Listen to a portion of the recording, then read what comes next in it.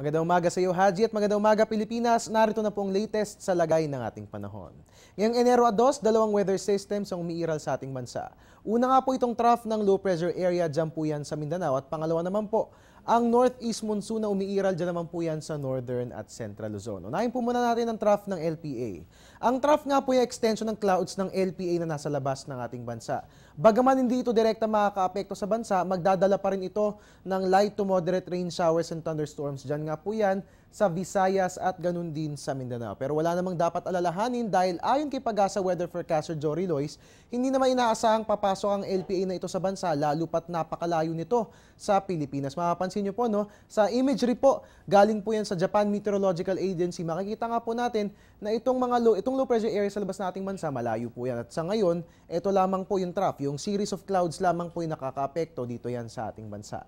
Samantala, umiiral din ang northeast monsoon sa bansa at ito ay may dalang malamig na panahon at maninipis na kaulapan na magdadala naman ng isolated light rains. Diyan po yan sa Cagayan Valley, ganun din yan sa Ilocos, sa Central Luzon at dito sa atin sa Metro Manila.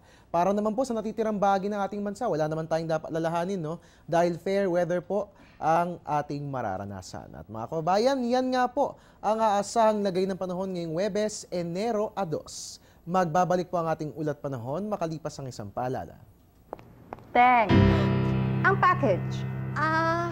Ma'am, sabi ng Air 21 on the road na. Ano, Teng? Ang package. Ma'am, sabi ng Air 21 na receive na. Okay, very good. Basta padala, sagot ka ng Air 21. May real-time delivery updates via text para worry-free ka. Teng, ang package, napadala mo na? Yes, ma'am, sa Air 21. Sa Air 21, sagot ko, padala mo! At yan po muna ang latest mula rito sa Pag-asa DOST. Please like our Facebook page, panahon.tv, or you can also follow us on Twitter at Panahon TV at ang ating website, pwedeng i-check. It's www.panahon.tv. Ang tabayanan po susunod kong ulat mamayang alas 10 ng umaga. Dito lamang po yan sa People's Television.